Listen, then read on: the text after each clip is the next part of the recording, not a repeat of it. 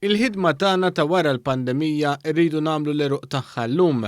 Hekk sostna l-Prim Ministru Mexxej Laburista Robert Abela il-Ħadd filgħodu waqt programm ta' diskussjoni fuq One hekk kif spjega l-mentalità ta' Gvern Laburista fl-aħħar sena minkejja l-pandemija.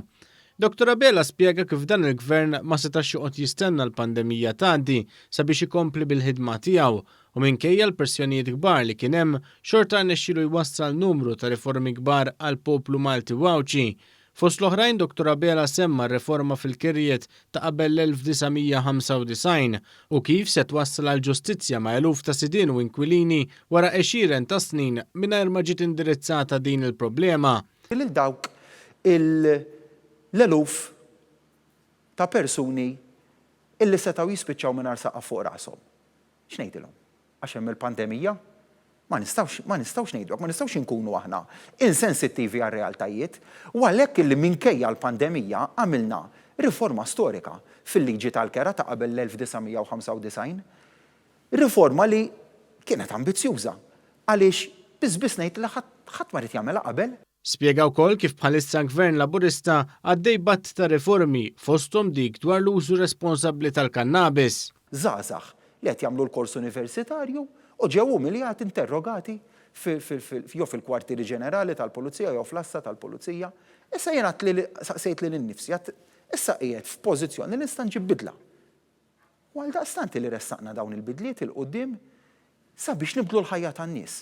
U rridu nifhmu wkoll illi ir-realtà li l-pandemija se tgħaddi teżisti.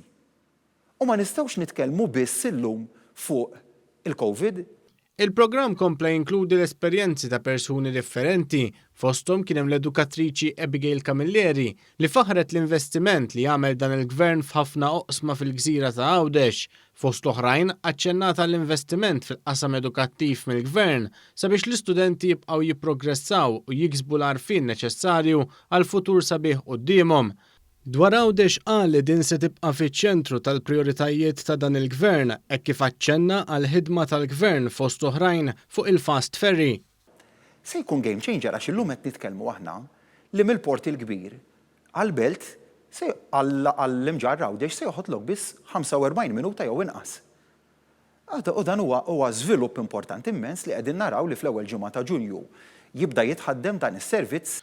Ġi diskussu wkoll il-mekkaniżmu li permezz tiegħu se tiżdied il-partiċipazzjoni tan-nisa fil-politika. Dwar dan interveniet l-avukat Lynn Fawre hekk kif spjegat li l-mekkaniżmu huwa xhieda ta' impenn kbira minn Gvern Laburista favur politika aktar ugwali u rappreżentattiva.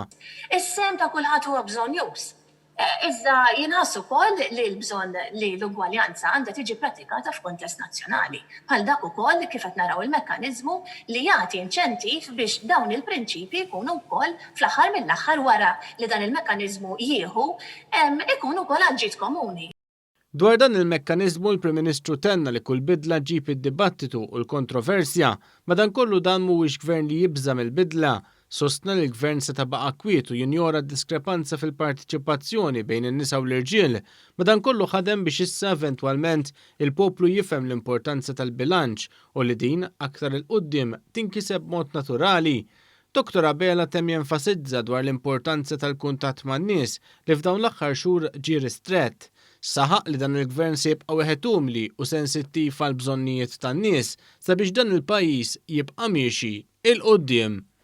Nibqgħu nħobbu lin-nies, nibqgħu sensittivi għal bżonnijiet tagħhom, nibqgħu nagħtu t-tama, nibqgħu nagħtu il-kuraġġ, nibqgħu nislu fin-nies sens ta' pożittività u ottimiżmu sabiex flimkien bħala pajjiż wieħed noħorġu il-quddiem minn dan il-mument, inħarsu lura nkunu kburin ngħidu kull wieħed u waħda minna konna din hemm meta dan il-pajjiż sejħilna, konna din hemmhekk biex b'responsabbiltà u sagrifiċċju kollettiv għamilna dak li kien meħtieġ biex naraw li l-poplu tagħna jibqa' miexi il-quddiem u nibqgħu nagħmlu l-ġid għal pajjiżna.